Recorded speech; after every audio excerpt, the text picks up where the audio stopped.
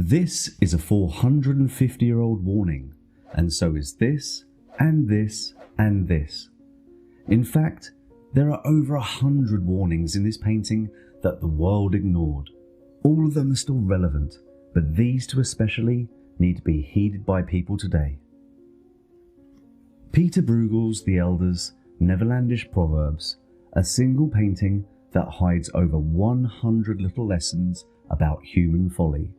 It's like a 16th century Where's Waldo, but every character you find is acting out a Dutch proverb or idiom. Today, we're going to dive into this chaotic, witty masterpiece, decoding its hidden meanings and discovering the warnings the world failed to heed.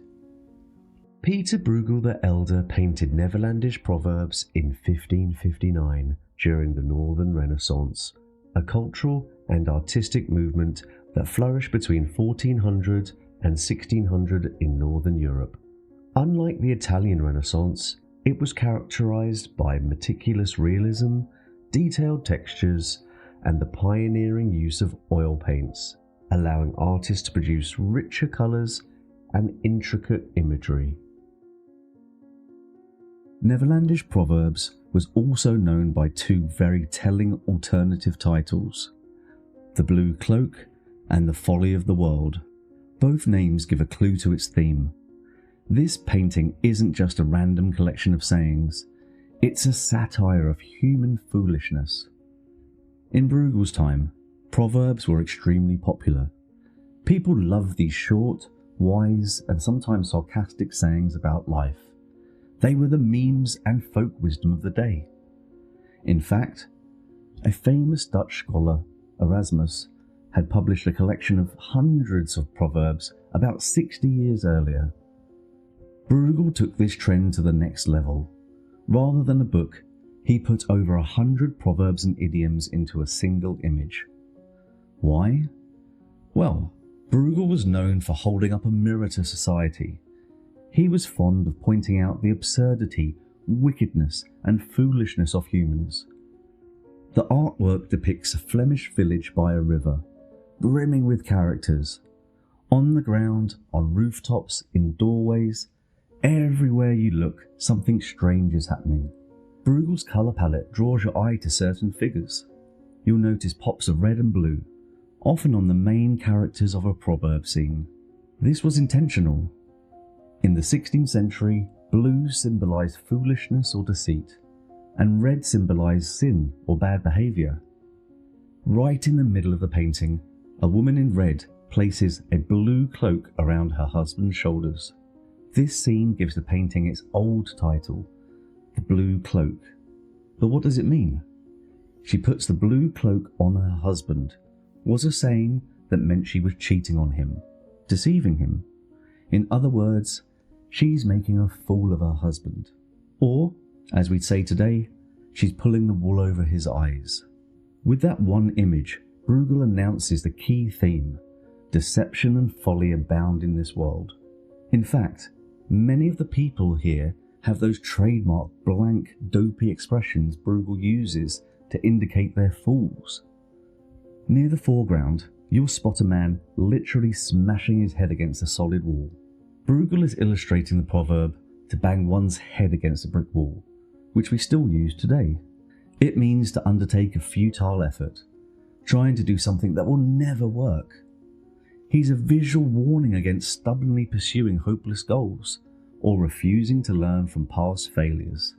How many times have we all banged our head against a wall in life?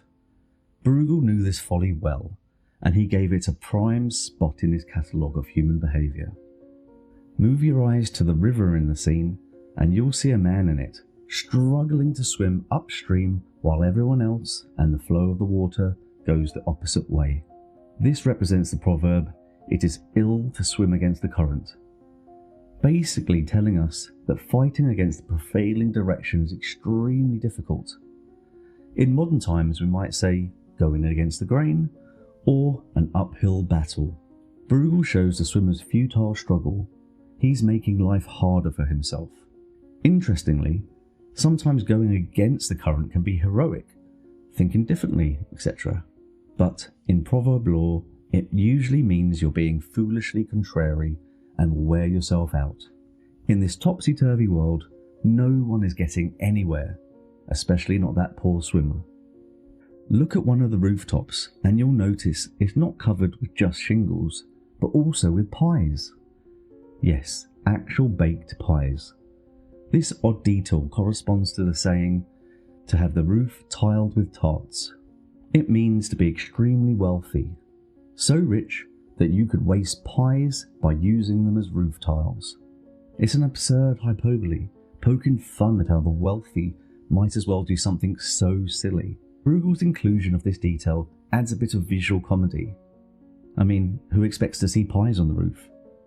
But also a moral note. Only in a world gone mad with folly would such excess exist. It's a critique of extravagance. Also, it makes us think, if someone's tiling their roof with pastries, maybe their priorities are, well, not very sensible. You'll notice a particular goofy duo sharing one hooded cloak together. Essentially, two fools under one hood. This proverb means two foolish people acting together. Basically, partners in folly. Bruegel often highlights pairings to show how foolishness can be amplified in groups. The two fools here remind us that stupidity loves company, as one translation puts it. It's a humorous jab at how often people of like mind can egg each other on into doing ridiculous things. And now we come to these two figures that I mentioned at the start of the video. One has two candles that he's holding to this ghoulish figure on the wall. He's literally lighting a candle for the devil, which is acting politely towards the enemy. The other, on his knees with his head in the lap of another demonic figure, is confessing to the devil, which means divulging secrets to the enemy. These are warnings we need to heed today. We should not trust anyone acting politely to the devil or divulging secrets. Those are just a handful of examples. Incredibly, there are around 112 identifiable proverbs acted out in this one artwork. Many of them still in use today. You might also spot, "Don't cry over spilt milk," symbolised by someone who has spilled their porridge and can't scoop it back up. Or casting pearls, or in this case roses, before swine, meaning offering something valuable to those who can't appreciate it. And yes, this person literally throwing flowers to pigs. Virtually every corner of this painting has a lesson or a laugh, often both. As you explore it, it truly feels like a Renaissance Easter egg hunt of wisdom. Each little scenario is a puzzle to figure out, yielding a proverb that might make you nod in recognition or grin at its depiction. And if you'd like a closer look, you can own this incredible artwork for yourself. We have this and over 100 carefully curated artworks for sale on our site, artloveart.com. So, why did Bruegel do this? Beyond the fun of it, Bruegel was delivering a timeless critique.